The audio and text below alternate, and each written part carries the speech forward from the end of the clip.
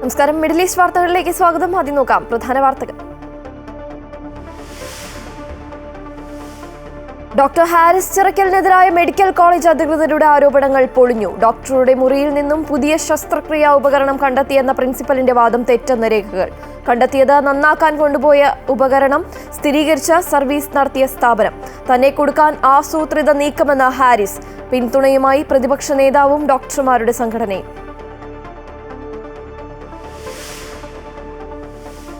അമേരിക്കയുടെ അധിക തീരുവയിൽ കടുത്ത നിലപാടുമായി ഇന്ത്യ. രാജ്യത്തിന്റെ പരമാധികാരം സംരക്ഷിച്ച് മാത്രം തീരുമാനമെന്ന് കേന്ദ്ര സർക്കാർ. പ്രതിരോധ മന്ത്രി രാജ്നാഥ് സിംഗിന്റെ അമേരിക്കൻ സന്ദർശനം റദ്ദാക്കി. ഇന്ത്യയുമായി ചർച്ചകൾക്കില്ലെന്ന് ട്രംപ്. ഇന്ത്യയെ ഉച്ചകോടിക്ക് ക്ഷണിച്ച ചൈന.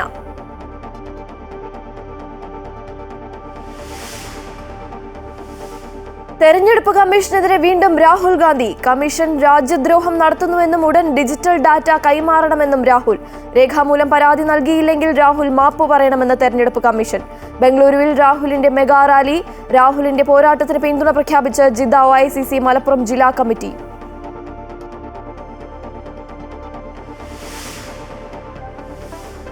സുരക്ഷാ മേഖലയിലെ സഹകരണവുമായി ബന്ധപ്പെട്ട് ദുബായിൽ നിർണായക ചർച്ചകൾ. അന്താരാഷ്ട്ര പ്രതിനിധി സംഘവുമായി Dubai general directorate of residency and foreigners affairs ചർച്ച നടത്തി. വിവിധ രാജ്യങ്ങളിൽ നിന്നുള്ള ഔദ്യോഗിക പ്രതിനിധികൾ ചർച്ചയിൽ പങ്കാളികളായി.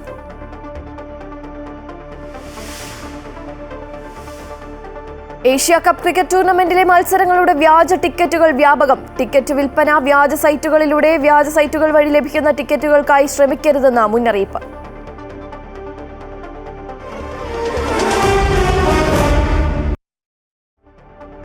ഡോക്ടർ ഹാരിസ് ചിറക്കലിനെ സംശയനിഴലിലാക്കി ആശുപത്രി അധികൃതർ നടത്തിയ വാദങ്ങൾ പൊളിഞ്ഞു. ഡോക്ടറുടെ മുറി പരിശോധിച്ചപ്പോൾ ദുരൂഹ സാഹചര്യത്തിൽ മോസിലോസ്കോപ്പ് എന്ന ഉപകരണവും ബില്ലും കണ്ടെത്തിയെന്നും മുറിയിൽ മറ്റൊരാൾ പ്രവേശിച്ചെന്ന സംശയമുണ്ടെന്നുമാണ് ആശുപത്രി അധികൃതർ ആരോപിച്ചത്. എന്നാൽ തന്റെ മുറിയിൽ കണ്ടെത്തിയത് റിപ്പയർ ചെയ്യാൻ നൽകിയ ഉപകരണമാണെന്നും ജൂനിയർ ഡോക്ടർമാർക്ക് എപ്പോൾ വേണമെങ്കിലും മുറിയിൽ പ്രവേശിക്കാൻ താക്കോൽ നൽകിയിട്ടുണ്ടെന്നും ഡോക്ടർ ഹാരിസ് വിശദീകരിച്ചു. ഡോക്ടറുടെ വാദം ശരിവെച്ച കടയുടമ നന്നാക്കാൻ നൽകിയ ഉപകരണവും ഡെലിവറി ചെല്ലാനുമാണ് കണ്ടെത്തിയതെന്ന് അമൃത വാർത്തകളോട് സ്ഥിരീകരിച്ചു. തനിക്കെതിരെ ഗൂഢാലോചന നടക്കുന്നതായി ഡോക്ടർമാരുടെ സംഘടനയുടെ വാട്സ്ആപ്പ് ഗ്രൂപ്പിൽ ഡോക്ടർ ഹാരിസ് ചിറക്കൽ സന്ദേശം അയച്ചിരുന്നു. ഇത് പുറത്തായതിനു പിന്നാലെ ആശുപത്രി സൂപ്രണ്ടും പ്രിൻസിപ്പലും സംയുക്ത വാർത്താ സമ്മേളനത്തിലൂടെ ഹാരിസ് ചിറക്കലിനെ സംശയത്തിന്റെ നിഴലിൽ നിർത്തി.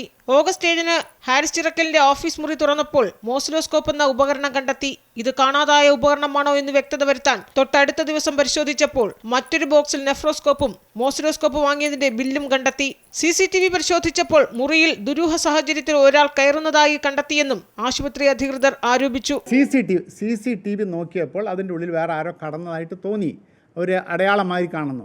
അപ്പോൾ അതിനുവേണ്ടി വിശദമായിട്ട് പരിശോധന നടത്തേണ്ടിയിരിക്കും. എന്നാൽ ഈ ആരോപണങ്ങൾക്ക് മറുപടി എന്നോണം വിശദീകരണ കുറിപ്പുമായി ഉടൻ തന്നെ ഡോക്ടർ ഹാരിസ് രംഗത്ത് വന്നു. തന്റെ മുറിയിൽ കണ്ടെത്തിയത് മോസിലോസ്കോപ്പ് അല്ല എന്നും നന്നാക്കാൻ കൊടുത്ത നെഫ്രോസ്കോപ്പ് ആണെന്നും വിശദീകരിച്ചു. നന്നാക്കാൻ 2 ലക്ഷം രൂപയാകുമെന്നതിനാൽ കാശില്ലാത്തതിനെ തുടർന്ന് കമ്പനി തിരികെ അയച്ചു. തന്റേത് ഓഫീസ് മുറി ആയതിനാൽ രാത്രിയും പകലും ജൂനിയർ ഡോക്ടർമാർക്ക് കയറാൻ അനുവാദമുണ്ടെന്നും രഹസ്യ സ്വഭാവമില്ലെന്നും ഹാരിസ് ചിറക്കൽ. ഡോക്ടറുടെ വാദങ്ങൾ സ്ഥിരീകരിച്ച് എറണാകുളത്തെ കടയുടമയും രംഗത്ത് വന്നു. നന്നാക്കാൻ തന്ന നെഫ്രോസ്കോപ്പ് ആയിരുന്നുവെന്നും ഡെലിവറി ചെല്ലാനായിരുന്നു അതിലുണ്ടായിരുന്നതെന്നും ക്യാപ്സ്യൂൾ ഗ്ലോബൽ സൊല്യൂഷൻസ് ഉടമ അമൃത വാർത്തകളോട് പറഞ്ഞു. 3 നെഫ്രോസ്കോപ്പ് റിപ്പയർ ചെയ്യണമെന്ന് നോക്കാൻ വേണ്ടി എടുത്തതാണ്. പക്ഷെ അപ്പൊ അത് റിപ്പയർ ചെയ്യാൻ പറ്റാത്തൊരു സാഹചര്യമാണ്. കാരണം അതിന്റെ റോഡ് ലെൻസ് ഒക്കെ പൊട്ടിയ കാര്യം 10 വർഷത്തിൽ കൂടുതൽ പഴക്കമുള്ള ഇൻസ്ട്രുമെന്റാ. അപ്പൊ അത് നമ്മൾ റിപ്പയർ ചെയ്യാൻ പറ്റില്ല എന്ന് പറഞ്ഞുകൊണ്ട് അത് DC ഇട്ട് തന്നെ തിരിച്ചു കൊടുത്തു. ഡെലിവറി ചെല്ലാൻ അത് ബില്ലല്ല. ബില്ലെന്ന് പറയുന്നത് ടാക്സ് ഇൻവോയ്സ് ആണ്. ഇതെന്ന് ഡെലിവറി ചെല്ലാന്ന് പറഞ്ഞാൽ നമ്മൾ തിരിച്ചു കൊടുത്തു എന്നുള്ളതിന്റെ ഒരു റെക്കോർഡാണ്. തങ്ങളുടെ വാദങ്ങൾ ഓരോന്നായി പൊളിഞ്ഞതോടെ ഇനി എന്ത് വിശദീകരണമാണ് ആശുപത്രി അധികൃതർ നൽകുക എന്നാണ് അറിയേണ്ടത്. അമൃത ന്യൂസ്, തിരുവനന്തപുരം. തിരുവനന്തപുരം മെഡിക്കൽ കോളേജിലെ സംവിധാനങ്ങളുടെ തകരാർ എത്രത്തോളം ഗുരുതരമാണ് എന്ന് പൊതുസമൂഹത്തോട് വിളിച്ചു പറഞ്ഞ യൂറോളജി വിഭാഗം മേധാവി ഡോക്ടർ ഹാരിസ് ചിറക്കൽ നേരിടുന്നത് തികച്ചും വേട്ടയാടൽ തന്നെയാണ്. ഉപകരണം കാണാനില്ല എന്ന് ആദ്യമായി വെളിപ്പെടുത്തിയത് ആരോഗ്യമന്ത്രിയായിരുന്നു. അത് ശരിവെക്കാൻ ഇന്ന് ആശുപത്രി അധികൃതർ നടത്തിയ വാർത്താസമ്മേളനവും പൊളിഞ്ഞു. വാർത്താസമ്മേളനത്തിനിടെ ആശുപത്രി സൂപ്രണ്ടിന് വന്ന ഫോൺ കോളിൽ പോലും ദുരൂഹത ഏറുകയാണ്. തിരുവനന്തപുരം മെഡിക്കൽ കോളേജിൽ ശസ്ത്രക്രിയാ ഉപകരണങ്ങൾക്ക് ക്ഷാമം നേരിട്ടപ്പോൾ പ്രതിസന്ധി പരിഹരിക്കാൻ നിരവധി തവണ അധികൃതരുമായി ബന്ധപ്പെട്ടിട്ടും നടക്കാതെ വന്നപ്പോഴാണ് ഫേസ്ബുക്കിലൂടെ ഡോക്ടർ ഹാരിസ് ചിറക്കൽ വെളിപ്പെടുത്തൽ നടത്തിയത്. തുടക്കത്തിൽ സംവിധാനങ്ങളുടെ പരാജയം സമ്മതിച്ച് ഡോക്ടറെ ചേർത്ത് നിർത്തിയ ആരോഗ്യമന്ത്രി പിന്നീട് ഡോക്ടർക്കെതിരെ തിരിയുന്നതും കണ്ടു. ഏറ്റവും മികച്ച ആരോഗ്യ സംവിധാനത്തെ പൊതുമധ്യേ കരിവാരി തേച്ചു എന്ന കുറ്റപത്രം ചാർത്തി സത്യം വിളിച്ചു പറഞ്ഞ ഡോക്ടറെ പ്രതിക്കൂട്ടിലാക്കി. വകുപ്പ് തലത്തിൽ മെമ്മോ നൽകി ഡോക്ടറെ നിശബ്ദനാക്കാൻ ശ്രമിച്ചു. പക്ഷേ ഡോക്ടർ പരസ്യപ്പെടുത്തിയ പല സത്യങ്ങളും ശരിവെച്ച് വിദഗ്ധ സമിതിയുടെ അന്വേഷണ റിപ്പോർട്ട് പുറത്തായപ്പോൾ വീണ്ടും ആരോഗ്യവകുപ്പ് വെട്ടിലായി. യൂറോളജി വിഭാഗത്തിലെ മോർസിലോസ്കോപ്പ് കാണാനില്ല എന്ന വിദഗ്ധ സമിതിയുടെ കണ്ടെത്തൽ ചൂണ്ടിക്കാട്ടി ആരോഗ്യമന്ത്രി രംഗത്ത് വന്ന് ഹാരിസ് ചിറക്കലിനെ സംശയത്തിന്റെ നിഴലിലുമാക്കി. തനിക്കെതിരെ ഗൂഢാലോചന നടക്കുന്നുവെന്ന് സംശയിച്ച ഹാരിസ് ചിറക്കൽ ഇക്കാര്യം സംഘടനയെ അറിയിച്ചതോടെ ഡോക്ടറെ പ്രതിയാക്കാൻ വാർത്താ സമ്മേളനത്തിലൂടെ പുതിയ നീക്കം. ആശുപത്രി സൂപ്രണ്ടും പ്രിൻസിപ്പലും മറ്റാരുടെയോ നിർദ്ദേശമനുസരിച്ച് ചില വാദമുഖങ്ങൾ നിരത്തിയെന്ന് വ്യക്തം. ഇടയ്ക്കിടെ വരുന്ന അജ്ഞാത ഫോൺ കോളിൽ ചില നിർദ്ദേശങ്ങൾ. അത് മോസിലോസ്കോപ്പാണ് കണ്ടെത്തിയിട്ടുള്ളത്. മോസിലോസ്കോപ്പ്, അതെ മോസിലോസ്കോപ്പ് അല്ല. ഇതാണ് ഇതിൽ എഴുതിയിട്ടില്ല. ഞാൻ നേരത്തെ സൂചിപ്പിച്ചു. Committee has enquired about the tissue mass. ഇത് കമ്മിറ്റി റിപ്പോർട്ടാണ്. ടിഷ്യൂ മാസിലേറ്റർ with oscilloscope which was purchased utilizing Rs 12 lakhs from MP fund, which was allegedly missing from the department. അടിമുടി ദുരൂഹത നിറഞ്ഞ വാർത്താ സമ്മേളനം. ഒരു ആശുപത്രിയുടെ ഏറ്റവും ഉന്നത പദവിയിലിരിക്കുന്ന സൂപ്രണ്ടിനും പ്രിൻസിപ്പലിനും മീതെ മറ്റാരാണ് ഇവരെ നിയന്ത്രിക്കുന്നത്? ഒരു നെഫ്രോസ്കോപ്പും മോർസിലോസ്കോപ്പും കണ്ടാൽ തിരിച്ചറിയാൻ കഴിയാത്തവരാണോ ഉന്നത പദവിയിലിരിക്കുന്നത്? ഡെലിവറി ചെലാനെ പർച്ചേസിംഗ് ബില്ലാക്കി ചിത്രീകരിക്കാൻ എന്തിനാണ് ഇവർ ശ്രമിച്ചത്? CCTVയിൽ ഒരാൾ മുറിയിൽ കയറുന്നത് കണ്ടുവെങ്കിൽ എന്തുകൊണ്ട് സുരക്ഷാ വീഴ്ചയിൽ പരാതിപ്പെട്ടില്ല? ആരാണ് കയറിയതെന്ന് എന്തുകൊണ്ട് കണ്ടെത്താൻ ശ്രമിച്ചില്ല? ചോദ്യങ്ങൾ ഒന്നിനു പുറകെ ഒന്നായി ഉയരുമ്പോൾ കൃത്യമായ മറുപടി പറയാൻ വാർത്താ സമ്മേളനം നടത്തിയവർ ബാധ്യസ്ഥരാണ്. അമൃത ന്യൂസ്, തിരുവനന്തപുരം. ഡോക്ടർ ഹാരിസിന് പിന്തുണയുമായി പ്രതിപക്ഷ നേതാവ് വി ഡി സതീശൻ. ആരോഗ്യമന്ത്രിയുടെ നേതൃത്വത്തിലുള്ള ഗൂഢാലോചനയുടെ ഭാഗമാണ് നിലവിലെ നടപടികളെല്ലാം. ഡോക്ടറുടെ ദേഹത്ത് ഒരു നുള്ളു മണ്ണ് വീഴാൻ അനുവദിക്കില്ലെന്നും വി ഡി സതീശൻ തൃശൂരിൽ പറഞ്ഞു. ഒരു വലിയ സത്യം വെളിപ്പെടുത്തിയ, കേരളത്തിലെ ആരോഗ്യരംഗം എന്താണ് എന്ന് വെളിപ്പെടുത്തിയ, സത്യസന്ധമായി വെളിപ്പെടുത്തിയ, ഒരു രൂപ പോലെ കൈക്കൂലി വാങ്ങിക്കാത്ത ഒരു ഡോക്ടർക്കെതിരായി, ഡോക്ടർ ഹാരിസിനെതിരായി ആരോഗ്യമന്ത്രിയുടെ നേതൃത്വത്തിലാണ് ഗൂഢാലോചന നടക്കുന്നത്. അയാളെ അപകീർത്തിപ്പെടുത്താൻ, അയാളെ അപമാനിക്കാൻ, അവിടെ വാങ്ങിയ സർജിക്കൽ എക്യുപ്മെന്റിന്റെ പാർട്സ് അവിടെ ഉണ്ടായില്ല എന്ന് കള്ളം പറഞ്ഞു ഇല്ലേ? മെഡിക്കൽ കോളേജിലെ പ്രിൻസിപ്പലിന്റെയും സൂപ്രണ്ടിന്റെയും ആരോപണങ്ങളിൽ പ്രതികരണവുമായി ഡോക്ടർമാരുടെ സംഘടനയായ KGMCTA. ഡോക്ടർ ഹാരിസ് ചിറക്കലിനൊപ്പം നിൽക്കുമെന്നും ഇക്കാര്യത്തിൽ യോഗം ചേർന്ന തുടർ നടപടികൾ തീരുമാനിക്കുമെന്നും KGMCTA ഭാരവാഹികൾ അറിയിച്ചു. അപ്പോൾ ഇക്കാര്യത്തിൽ അദ്ദേഹത്തിന് ആവശ്യത്തിൽ കൂടുതൽ സ്ട്രെസ് എല്ലാവരും കൊടുത്തു കഴിഞ്ഞു. ഒരു സിൻസിയറായിട്ട് വർക്ക് ചെയ്യുന്ന ഒരു HOD എന്നുള്ള നിലയിൽ അദ്ദേഹത്തിന് വന്ന ആ ഒരു സ്ട്രെസ് ഊഹിക്കാൻ കഴിയുന്നതിനപ്പുറമാണ്. അപ്പോൾ അതിനൊരിക്കലും KGMCTA കൂട്ടി നിൽക്കുകയില്ല, അദ്ദേഹത്തോടൊപ്പം തന്നെ ആയിരിക്കും. അപ്പോൾ ഇതിൽ എന്താണ് നടന്നതെന്നുള്ളൊരു ക്ലാരിറ്റി വേണം. അമേരിക്കൻ പ്രസിഡന്റ് ഡൊണാൾഡ് ട്രംപിന്റെ വെല്ലുവിളി നേരിടാൻ ഉറച്ച് ഇന്ത്യ. ഇന്ത്യക്കെതിരെ 50% തീരുവ ഏർപ്പെടുത്തിയ അമേരിക്കൻ ഭീഷണിക്ക് മുന്നിൽ വിട്ടുവീഴ്ച ചെയ്യേണ്ടതില്ലെന്ന നിലപാടിലാണ് ഇന്ത്യ. പ്രതിരോധ മന്ത്രി രാജ്നാഥ് സിംഗിന്റെ അമേരിക്കൻ സന്ദർശനം ഇന്ത്യ റദ്ദാക്കിയേക്കുമെന്നാണ് റിപ്പോർട്ട്. മറ്റ് രാജ്യവുമായുള്ള വ്യാപാര ബന്ധം അമേരിക്കയുമായി കൂട്ടിക്കുഴയ്ക്കേണ്ട കാര്യം ട്രംപിനില്ലെന്നും അതുകൊണ്ട് തന്നെ അമേരിക്കയ്ക്ക് മുന്നിൽ വലിയ വിട്ടുവീഴ്ചയ്ക്ക് ഇന്ത്യ തയ്യാറാകില്ലെന്നുമാണ് കേന്ദ്ര സർക്കാരിന്റെ തീരുമാനം. തീരുവയിൽ രാജ്യത്തിന്റെ പരമാധികാരം സംരക്ഷിച്ചുകൊണ്ടുള്ള നടപടി മാത്രമേ കൈക്കൊള്ളൂവെന്നും സ്ഥിതി സംയമനത്തോടെ കൈകാര്യം ചെയ്യുമെന്നും കേന്ദ്രം വ്യക്തമാക്കിയിട്ടുണ്ട്. അതേസമയം പ്രതിരോധ മന്ത്രി രാജ്നാഥ് സിംഗിന്റെ അമേരിക്കൻ സന്ദർശനം ഇന്ത്യ റദ്ദാക്കി. മോദി നേരത്തെ നടത്തിയ സന്ദർശനത്തിന്റെ തുടർച്ചയായുള്ള പ്രതിരോധ മന്ത്രിയുടെ സന്ദർശനമാണ് ഇന്ത്യ റദ്ദാക്കിയത്. ഇന്ത്യയുടെ കടുത്ത നിലപാടിന് പിന്നാലെയാണ് തീരുമാനം. ഡൊണാൾഡ് ട്രംപ് എന്തു പറഞ്ഞാലും റഷ്യയുമായുള്ള എണ്ണ വ്യാപാരം നിർത്തിവെക്കില്ലെന്നും ഇന്ത്യ വ്യക്തമാക്കി. അമേരിക്കയുമായുള്ള ചില പ്രതിരോധ ഇടപാടുകൾ തൽക്കാലം ഇന്ത്യ നിർത്തിവെക്കുമെന്നും റിപ്പോർട്ടുകളുണ്ട്. തീരുവ സംബന്ധിച്ച പ്രശ്നങ്ങൾ പരിഹരിക്കുന്നതുവരെ ഇന്ത്യയുമായി ചർച്ചയ്ക്കില്ലെന്ന നിലപാടിലാണ് ട്രംപ്. എന്നാൽ അമേരിക്കയുമായി പരസ്യമായ ഏറ്റുമുട്ടൽ ഒഴിവാക്കാനാണ് ഇന്ത്യയുടെ തീരുമാനം. മന്ത്രിമാർ ഉൾപ്പെടെയുള്ളവർക്ക് കേന്ദ്ര സർക്കാർ ഇത് സംബന്ധിച്ച് നിർദ്ദേശം നൽകിയിട്ടുണ്ട്. അതേസമയം ബ്രിക്സ് രാജ്യങ്ങളുമായി ചേർന്ന് പ്രവർത്തിക്കാനുള്ള നിലപാടും ഇന്ത്യ സ്വീകരിക്കും. ബ്രസീൽ പ്രസിഡന്റുമായി നടത്തിയ ഫോൺ സംഭാഷണത്തിൽ ഇത് സംബന്ധിച്ച് ഇന്ത്യ ഉറപ്പ് നൽകിയിട്ടുണ്ട്. അതേസമയം ഇന്ത്യക്ക് പിന്തുണ പ്രഖ്യാപിച്ച് ചൈനയും രംഗത്തെത്തിയിരുന്നു. News desk Amrita TV. പ്രധാനമന്ത്രി നരേന്ദ്രമോദിയുടെ സന്ദർശനത്തെ സ്വാഗതം ചെയ്ത് ചൈന. ഷാങ്ഹായ് സഹകരണ സംഘടനയുടെ യോഗത്തിൽ പങ്കെടുക്കുന്നതിനായാണ് പ്രധാനമന്ത്രി ചൈനയിൽ പോകുന്നത്. ഉച്ചകോടി ഐക്യദാർഢ്യത്തിന്റെയും സൗഹൃദത്തിന്റെയും ഒരു സമ്മേളനമായിരിക്കുമെന്ന് ചൈന. ഈ മാസം 31-നാണ് സമ്മേളനം. 2019-ലായിരുന്നു പ്രധാനമന്ത്രി മോദിയുടെ അവസാന ചൈന സന്ദർശനം. അബുദാബിയിലെ അൽസിലയിൽ ഭൂചലനം റിക്ടർ സ്കെയിലിൽ 3.5 തീവ്രത രേഖപ്പെടുത്തി. ഇന്നലെ രാത്രി 12:03-നാണ് ഭൂചലനം രേഖപ്പെടുത്തിയത്. പ്രദേശവാസികളിൽ പലർക്കും ഭൂചലനം അനുഭവപ്പെട്ടെങ്കിലും ആളപായമോ നാശനഷ്ടമോ റിപ്പോർട്ട് ചെയ്തിട്ടില്ല.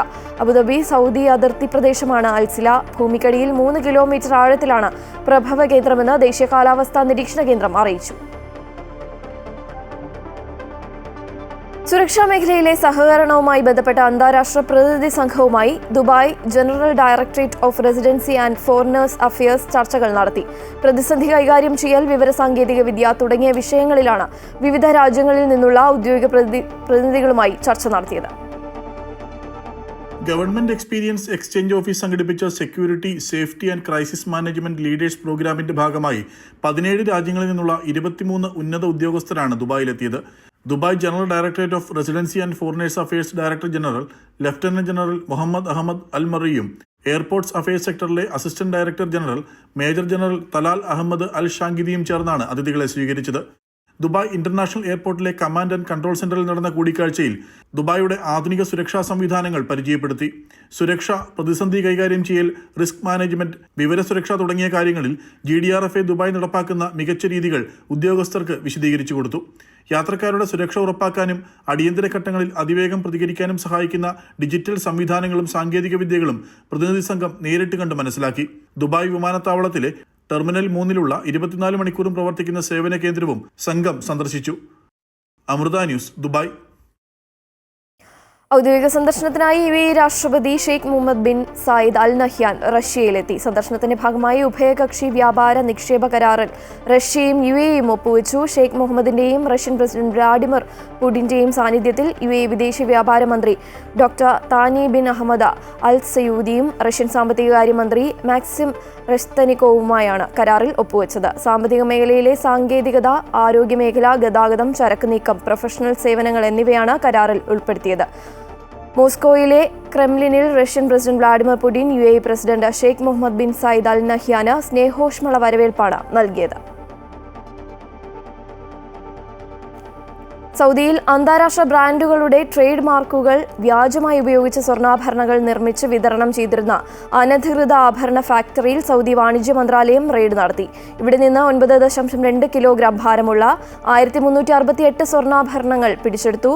സക്കാത്ത്, tax and customs authority, Saudi authority for intellectual property എന്നിവയുമായി സഹകരിച്ചാണ് റെയ്ഡ് നടത്തിയത്. അത്യാധുനിക ഉപകരണങ്ങളോടെ പ്രവർത്തിച്ചിരുന്ന ഫാക്ടറി നിയമവിരുദ്ധമായി വ്യാപാര മുദ്രകൾ ദുരുപയോഗം ചെയ്ത് വ്യാജ ആഭരണങ്ങൾ നിർമ്മിച്ചിരുന്നതായി വാണിജ്യ മന്ത്രാലയം വ്യക്തമാക്കി.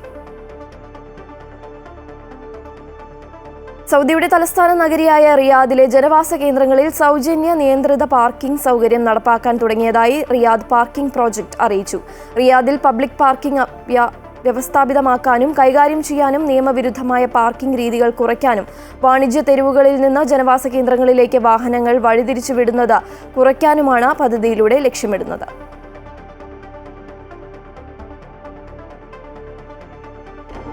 അഞ്ചു മാസത്തെ വേതനം നൽകാത്തതിൽ പ്രതിഷേധിച്ച് പോലീസ് സ്റ്റേഷനെ സമീപിച്ച 127 ബംഗ്ലാദേശി തൊഴിലാളികളെ കുവൈറ്റിൽ നിന്ന് നാടുകടത്തിയതായി റിപ്പോർട്ട്.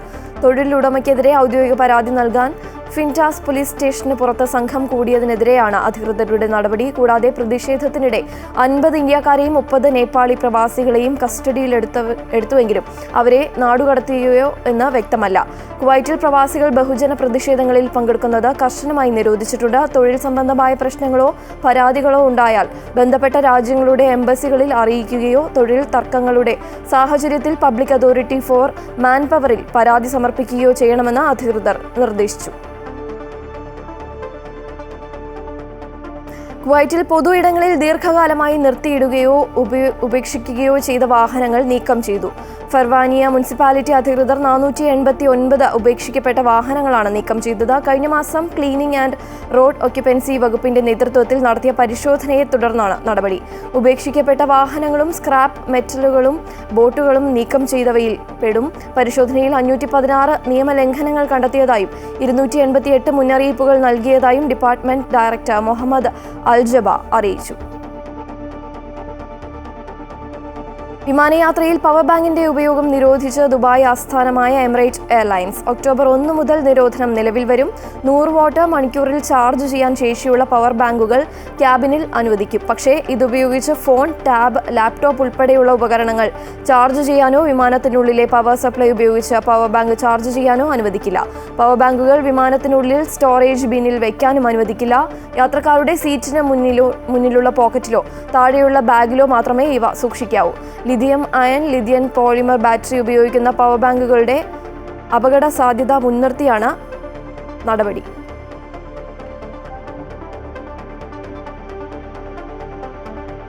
തെരഞ്ഞെടുപ്പ് കമ്മീഷനെതിരെ വീണ്ടും രാഹുൽ ഗാന്ധി. കമ്മീഷൻ രാജ്യദ്രോഹം നടത്തുന്നുവെന്നും ഉടൻ ഡിജിറ്റൽ ഡാറ്റ കൈമാറണമെന്നും രാഹുൽ ആവശ്യപ്പെട്ടു. അതേസമയം രേഖാമൂലം പരാതി നൽകിയില്ലെങ്കിൽ രാഹുൽ മാപ്പ് പറയണമെന്ന് തെരഞ്ഞെടുപ്പ് കമ്മീഷൻ പറഞ്ഞു. അതേസമയം തന്റെ വെളിപ്പെടുത്തലുകൾക്കു ശേഷം ചില സംസ്ഥാനങ്ങളിലെ തെരഞ്ഞെടുപ്പ് കമ്മീഷൻ വെബ്സൈറ്റുകൾ അടച്ചുപൂട്ടിയതായും രാഹുൽ ഗാന്ധി ആരോപിച്ചു. തെരഞ്ഞെടുപ്പ് കമ്മീഷനും രാഹുൽ ഗാന്ധിയും തമ്മിലുള്ള പോര് മുറുകുന്നു. തെരഞ്ഞെടുപ്പ് കമ്മീഷൻ രാജ്യദ്രോഹം നടത്തുന്നുവെന്ന് രാഹുൽ ഗാന്ധി ആരോപിച്ചു. അതേസമയം രാഹുൽ ഗാന്ധി രേഖാമൂലം പരാതി നൽകിയില്ലെങ്കിൽ മാപ്പ് പറയണമെന്നും രാഹുൽ നേരിട്ടൊരു വിഷയത്തിലും ഇതുവരെ പരാതി നൽകിയിട്ടില്ലെന്നും കമ്മീഷൻ വ്യക്തമാക്കി. കമ്മീഷൻ ഉടൻ ഡിജിറ്റൽ ഡേറ്റ കൈമാറണമെന്നും രാഹുൽ ആവശ്യപ്പെട്ടു. തെരഞ്ഞെടുപ്പ് കമ്മീഷനോട് 5 ചോദ്യങ്ങളും രാഹുൽ ഉന്നയിച്ചു. ഡിജിറ്റൽ പതിപ്പുകൾ നൽകാത്തതെന്ത്, വീഡിയോ ദൃശ്യം നൽകാത്തതെന്ത്, തെരഞ്ഞെടുപ്പ് കമ്മീഷൻ വോട്ടർ ലിസ്റ്റിൽ വ്യാപക ക്രമക്കേട് നടത്തിയത് എന്തിന്, മറുപടി തരാതെ പ്രതിപക്ഷത്തെ ഭീഷണിപ്പെടുത്തുന്നതെന്തിന്, ഇങ്ങനെയായിരുന്നു ചോദ്യങ്ങൾ.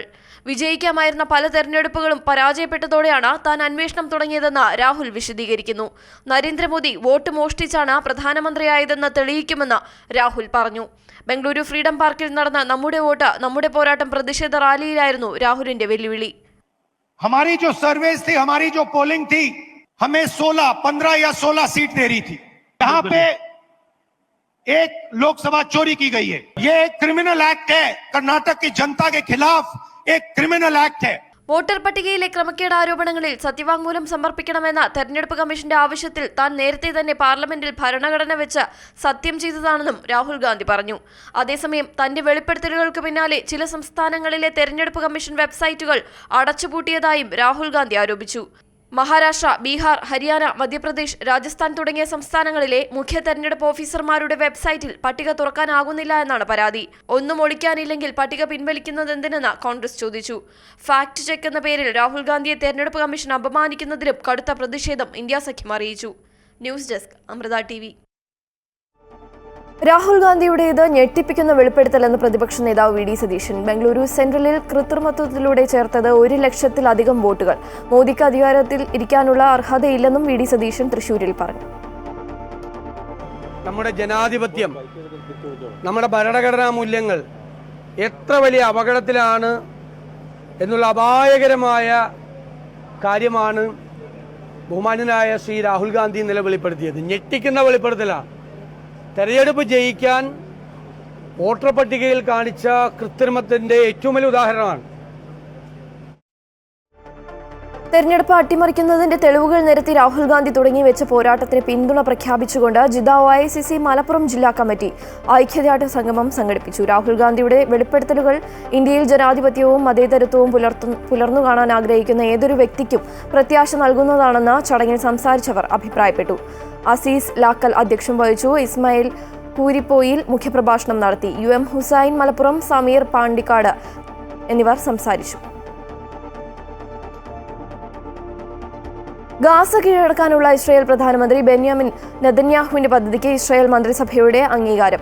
ബന്ദികളുടെ ജീവൻ അപകടത്തിലാക്കുന്നതടക്കമുള്ള സുരക്ഷാ പ്രശ്നങ്ങൾ ചൂണ്ടിക്കാട്ടിയ സൈന്യത്തിന്റെ എതിർപ്പ് തള്ളിയാണ് നെതന്യാഹുവിന്റെ നിർദ്ദേശത്തിന് മന്ത്രിസഭ അംഗീകാരം നൽകിയത്. ഗാസ സിറ്റി കീഴടക്കും എന്നാണ് പ്രധാനമന്ത്രിയുടെ ഓഫീസ് പുറത്തിറക്കിയ പ്രസ്താവനയിൽ വ്യക്തമാക്കുന്നത്. ഗാസയുടെ 75% ഭാഗങ്ങളും ഇസ്രായേൽ പ്രതിരോധ സേനയുടെ നിയന്ത്രണത്തിലാണിപ്പോൾ. എന്നാൽ സമ്പൂർണ്ണ പിടിച്ചെടുക്കൽ ഘട്ടം ഘട്ടമായിരിക്കുമെന്നതിന്റെ സൂചനയാണ് ഗാസ സിറ്റി കീഴടക്കാനുള്ള നീക്കത്തിന് പിന്നിൽ. ഗാസയിൽ സൈനിക നടപടി വിപുലീകരിക്കാനുള്ള നീക്കത്തെ ഹമാസ് അപലപിച്ചിട്ടുണ്ട്. എന്നാൽ ഇസ്രായേലിന്റെ നീക്കം ഗുരുതര പ്രത്യാഘാതമുണ്ടാക്കുമെന്ന് UN മുന്നറിയിപ്പ് നൽകി. സുസ്ഥിര സവിശേഷതകൾ ലക്ഷ്യമാക്കി സദ്ഗുരു ശ്രീമാത അമൃതാനന്ദമയി ദേവി വിഭാവനം ചെയ്ത പദ്ധതിയിലൂടെ ഗവേഷണ ബിരുദം നേടിയിരിക്കുകയാണ് 9 രാജ്യങ്ങളിൽ നിന്നുള്ള 23 പേർ. കൊല്ലം അമൃത ക്യാമ്പസിൽ നാളെ ഇവർക്കായുള്ള ബിരുദദാന ചടങ്ങുകൾ നടക്കും. വിദ്യാഭ്യാസം ജീവിതത്തിന് എന്ന അമ്മയുടെ ആശയം പൂർത്തീകരിക്കാൻ കഴിഞ്ഞതിലുള്ള സന്തോഷത്തിലാണ് ഈ ബിരുദധാരികൾ. ഗ്രാമവികസനവും സമൂഹ നന്മയും ലക്ഷ്യമാക്കിയാണ് സദ്ഗുരു ശ്രീമാത അമൃതാനന്ദമയി ദേവി ഗവേഷണങ്ങൾ പ്രോത്സാഹിപ്പിക്കാൻ ഇത്തരമൊരു പദ്ധതി വിഭാവനം ചെയ്തത്. 2020 Amrita school for sustainable futures പദ്ധതി നടപ്പിലാക്കി. E4 ലൈഫ് PhD പ്രോഗ്രാമിലൂടെ ഗവേഷണ വിദ്യാർത്ഥികൾക്ക് വേണ്ട എല്ലാ സാമ്പത്തിക സഹായവും സഹകരണവും ഉറപ്പുവരുത്തി. ഗ്രാമീണ മേഖലകളിൽ പോയി അവിടെയുള്ള വ്യത്യസ്ത വിഷയങ്ങൾ മനസ്സിലാക്കി അതിന് പരിഹാരമാർഗങ്ങൾ കണ്ടെത്തിയ 23 പേരാണ് ഗവേഷണ ബിരുദം ഏറ്റുവാങ്ങുന്നത്. അമ്മയുടെ കാഴ്ചപ്പാടുകളിലൂടെ ഏറെ മാറ്റങ്ങൾ സ്വയം ഉണ്ടായെന്നും അത് സമൂഹ നന്മയ്ക്കായി പ്രയോജനപ്പെടുത്താൻ തനിക്ക് സഹായകമാകുമെന്നും ഇറാനിൽ നിന്നുള്ള നിലൂഫർ അമൃത വാർത്തകളോട് പറഞ്ഞു. I changed my life from the person just seeking a gain to the hearts to sharing and serving for the other peoples. Now this project completely changed us from the people just thinking about the I. Now we are thinking about the we community and the others. നൈജീരിയയിൽ നിന്നെത്തിയ ഒഗ്ബോന അമരാച്ചിയും തന്റെ ഗ്രാമീണ അനുഭവങ്ങൾ പങ്കുവച്ചു. The experience was new and it was enriching.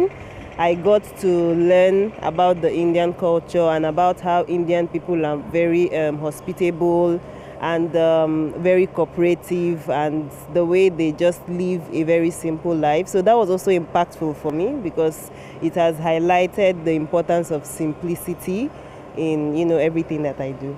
കാലാവസ്ഥ, പ്രതിരോധം, ഗോത്രവർഗക്ഷേമം, പൊതുജനാരോഗ്യം, ഭക്ഷ്യസുരക്ഷ, ലിംഗസമത്വം, സുസ്ഥിര കൃഷി എന്നിങ്ങനെയുള്ള പ്രധാനപ്പെട്ടതും സാമൂഹിക പ്രസക്തിയുമുള്ള മേഖലകളിലാണ് ബിരുദധാരികളായ ഗവേഷകർ തങ്ങളുടെ PhD പൂർത്തിയാക്കിയത്. 23-ൽ 16 പേർ Zambia, Nigeria, Zimbabwe, Uganda, Ghana, Iran, Tanzania, UK തുടങ്ങിയ രാജ്യങ്ങളിൽ നിന്നുള്ളവരാണ്. അമ്മയുടെ മാർഗനിർദ്ദേശപ്രകാരം പ്രതിവർഷം 45 കോടി രൂപ എൻഡോമെൻ്റുള്ള ഈ പ്രോഗ്രാം ഓരോ വർഷവും 100 PhD സ്കോളർമാരെ പിന്തുണയ്ക്കുന്നു. ഗവേഷകർക്കാവശ്യമായ പഠന ചെലവുകൾ, താമസം, ജീവിത ചെലവുകൾ, ഗവേഷണ ഗ്രാൻറ്റുകൾ എന്നിവ പൂർണ്ണമായും ഈ ഫെലോഷിപ്പ് വഴിയാണ് നൽകുന്നത്. നേടിയ അറിവ് സമൂഹത്തിൻ്റെ അടിത്തട്ടിലുള്ള ആളുകളെ ശാക്തീകരിക്കുമ്പോഴാണ് സുസ്ഥിര വികസനം സാധ്യമാകുന്നത് എന്ന അമ്മയുടെ കാഴ്ചപ്പാട് കൂടിയാണ് ഇവരിലൂടെ പ്രാവർത്തികമാവുന്നത്. ഇവർക്കാവശ്യമായ മാർഗനിർദ്ദേശങ്ങൾ നൽകാൻ Amrita Vishwavidyapeetham പ്രൊവോസ്റ്റും school for sustainable futures ഡീനുമായ doctor Manisha V Ramesh, Amrita school for sustainable futures principal doctor Ravishankar, Amrita school for sustainable futures പ്രൊഫസറും research ഹെഡുമായ doctor Sudha അർലിക്കട്ടിയും ഒപ്പമുണ്ട്. അമൃത ന്യൂസ്, കൊല്ലം. വിദ്യാഭ്യാസം ജീവിതത്തിന് എന്ന സദ്ഗുരു ശ്രീമാത അമൃതാനന്ദമയി ദേവിയുടെ ആശയം പൂർത്തീകരിക്കുന്ന സുവർണ നിമിഷങ്ങളാണ് education for life PhD ഫെലോഷിപ്പിലൂടെ യാഥാർത്ഥ്യമാകുന്നതെന്ന് Amrita Vishwavidyapeetham പ്രൊവോസ്റ്റും school for sustainable ഫ്യൂച്ചേഴ്സിന്റെ ഡീനുമായ doctor Manisha V Ramesh പറഞ്ഞു. ഗ്രാമവികസനവും സമൂഹ നന്മയും ലക്ഷ്യമാക്കുന്നു എന്നതുകൊണ്ട് തന്നെ അമൃത സർവകലാശാലയുടെ ചരിത്രത്തിലെ ഒരു സുപ്രധാന നാഴികക്കല്ലും ഒപ്പം ആഗോള സുസ്ഥിരതയ്ക്ക് പ്രത്യാശ പകരുന്നതുമാണ് E4 ലൈഫ്. ഗവേഷകർ 1 വർഷം വരെ അമൃതയുടെ ലിവ് ഇൻ ലാബ്സ് പ്രോഗ്രാമിലൂടെ ഭാരതത്തിലെ ഗ്രാമങ്ങളിൽ താമസിച്ചാണ് ഇതിനായുള്ള പ്രബന്ധങ്ങൾ തയ്യാറാക്കിയതെന്നും ഡോക്ടർ മനീഷ വി രമേശ് ചൂണ്ടിക്കാട്ടി. വിദ്യാപീഠത്തിലെ അമൃതയുടെ ചാൻസലറായ ശ്രീമാത അമൃതാനന്ദമയി ദേവി അമ്മയുടെ ആഭിമുഖ്യത്തിൽ അമ്മ ഒരു കൊണ്ടുവന്ന വീക്ഷണത്തിൻ്റെ പ്രകാരമാണ് ഈ ഒരു പ്രോഗ്രാം ഇവിടെ സ്റ്റാർട്ട് ചെയ്തത് തന്നെ. ഇത് സുസ്ഥിര വികസനത്തിനെ സംബന്ധിച്ച പ്രോഗ്രാമാണ്. അമ്മയ്ക്ക് വിദ്യാർത്ഥികൾ കാരുണ്യത്തിലൂന്നി ഈ സമൂഹത്തിന് സുസ്ഥിര വികസനം കൊണ്ടുവരുന്ന രീതിയിൽ വളർന്നു വരണം എന്ന് അമ്മ ഒരാഗ്രഹം പ്രകടിപ്പിക്കുകയും നമ്മുടെ വിദ്യാഭ്യാസത്തിൽ അത് ചേർക്കണമെന്നും അതെങ്ങനെ ചേർക്കണമെന്നും അമ്മ ഞങ്ങൾക്ക് വളരെ നേരത്തെ തന്നെ പറഞ്ഞു തന്നു. അതിന് പ്രകാരം 2013 നമ്മളൊരു പ്രോഗ്രാം സ്റ്റാർട്ട് ചെയ്തു, ലിവ് ഇൻ ലാബ്സ് എന്ന് പറഞ്ഞിട്ട്. കുട്ടികളെ ഗ്രാമത്തിൽ വിടുകയും അവിടെ താമസിച്ച് അതിനനുസരിച്ച് അവരുടെ ആവശ്യങ്ങൾ മനസ്സിലാക്കി അവർക്ക് ആവശ്യമായ സുസ്ഥിര വികസനപരമായ സൊല്യൂഷൻസ് ഉണ്ടാക്കി കൊടുക്കുന്ന ഒരു പ്രോജക്റ്റ് ചെയ്തിരുന്നു. നമ്മൾ വർഷങ്ങളായിട്ട് ഏകദേശം എല്ലാ വർഷവും 1000-ൽ കൂടുതൽ കുട്ടികൾ 2200ഓളം ഗ്രാമങ്ങളിൽ പല ഭാഗങ്ങളിലായി പോയിട്ട് അവർ വർക്ക് ചെയ്യുന്നുണ്ട്. ഇത് അമ്മ പിന്നീട് അതിന് ശേഷം അമ്മ നമ്മളോട് പറഞ്ഞതെന്ന് വെച്ചാൽ ഇത് മാത്രം പോരാ, ഒരു ഗ്രാമത്തിന് പൂർണ്ണമായി നമുക്ക് അങ്ങനൊരു മാറ്റം വരുത്തണമെങ്കിൽ ഒരു നീണ്ട കാലയളവിൽ നമ്മൾ വർക്ക് ചെയ്യേണ്ടി വരും. കാരണം എന്ന് വെച്ചാൽ അവർക്ക് ഒരു വിശ്വാസം വരണം. നമുക്ക് എന്തെല്ലാം ചെറിയ ചെറിയ കാര്യങ്ങൾ അറിയാൻ കുറേ ഉണ്ടാവും. ഇത് വളരെ നല്ല രീതിയിൽ സുസ്ഥിരമായി ഇത് നിന്ന് പോകാൻ, ഈ സൊല്യൂഷൻ നിന്ന് പോകും, അത് മുന്നോട്ട് പോകണമെങ്കിൽ ആ രീതിയിൽ. അപ്പോൾ അമ്മ പറഞ്ഞു ഇത് PhD പ്രോഗ്രാം ആക്കാൻ പറഞ്ഞു. അങ്ങനെ അമ്മ തന്നെയാണ് 2020 ഈ PhD പ്രോഗ്രാം ലോഞ്ച് ചെയ്യുകയും ഈ സ്കൂളിൽ തുടങ്ങുകയും ഇതിനൊരു PhD പ്രോഗ്രാം തുടങ്ങുകയും വന്നത്. ഇന്ത്യയിൽ ആദ്യമായാണ് സ്കൂൾ ഫോർ സസ്റ്റൈനബിൾ ഫ്യൂച്ചേഴ്സ് എന്നും പറഞ്ഞ് ആ വർഷം നമ്മൾ സ്റ്റാർട്ട് ചെയ്യും. അമ്മ 100 കുട്ടികൾക്ക് ഫുൾ ഫണ്ട് കൊടുക്കാം എന്നുള്ളൊരു തീരുമാനം വരികയും ഓരോ കുട്ടിക്കും ഏകദേശം 30 ലക്ഷത്തിൽ കൂടുതൽ ഫണ്ട് ഇട്ടുകൊണ്ടാണ് ഈ പ്രോഗ്രാം അമ്മ തുടങ്ങിയത്.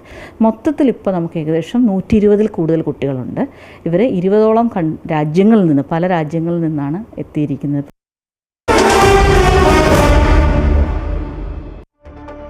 ഏഷ്യ കപ്പ് ക്രിക്കറ്റ് ടൂർണമെന്റിലെ മത്സരങ്ങളുടെ വ്യാജ ടിക്കറ്റുകൾ വ്യാപകം. വ്യാജ സൈറ്റുകളിലൂടെയാണ് ടിക്കറ്റ് വിൽപ്പന. സെപ്റ്റംബർ 14 നടക്കുന്ന ഇന്ത്യ-പാകിസ്ഥാൻ മത്സരത്തിന്റെ വ്യാജ ടിക്കറ്റുകൾ 1500 മുതൽ 11,000 ദിർഹം വരെ ഈടാക്കിയാണ് വിൽപ്പന. ഏഷ്യ കപ്പ് മത്സരങ്ങളുടെ ടിക്കറ്റ് വിൽപ്പന ആരംഭിച്ചിട്ടില്ലെന്നും വ്യാജ സൈറ്റുകൾ വഴി ലഭിക്കുന്ന ടിക്കറ്റുകൾക്കായി ശ്രമിക്കരുതെന്നും ബന്ധപ്പെട്ടവർ മുന്നറിയിപ്പ് നൽകി. സെപ്റ്റംബർ 9 മുതൽ 28 വരെ ദുബായ്, ഷാർജ, അബുദാബി എന്നിവിടങ്ങളിലാണ് ഏഷ്യ കപ്പ് ക്രിക്കറ്റ് ടൂർണമെന്റ് നടക്കുന്നത്. ഇതോടെ മിഡിൽ ഈസ്റ്റ് വാർത്തകൾ സമാപിക്കുന്നു. നമസ്കാരം.